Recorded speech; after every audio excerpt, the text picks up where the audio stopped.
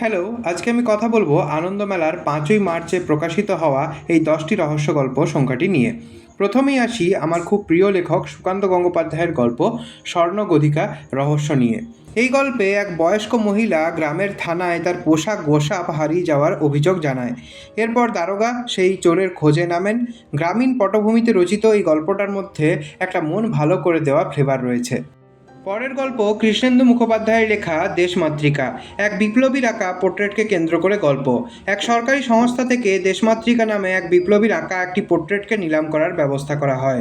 সংস্থার কাছে এক অচেনা ব্যক্তির থেকে হঠাৎই একটা মেল আসে, সেখানে জানানো হয় ছবিটি নকল। মেলকে কেন্দ্র করে রহস্য ঘনীভূত হয়। গল্পটা পড়তে বেশ ভালো লেগেছে। পরের গল্প রূপম ইসলামের রূপকুণ্ডের কঙ্কাল পড়ে বেশ অন্যরকম একটা স্বাদ পেয়েছি, পড়তে বেশ ভালো লেগেছে।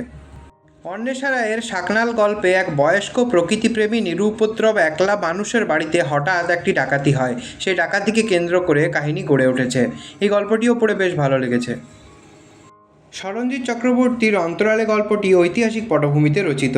ঝাঁসির রানীর এক ব্যক্তিকে দেওয়া উপহারকে কেন্দ্র করে রহস্য ঘনীভূত হয় এই গল্পে।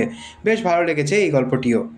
এছাড়াও সৌভিক গুহ সরকারের রবীন্দ্র হেয়ালি আর সুবর্ণ বসুর কাশীধামের হেয়ালি সূত্র, এই দুটি গল্প পড়ে আমার একই ধাঁচের লেগেছে। বাকি গল্পগুলি পড়ে আমার মোটামুটি লেগেছে।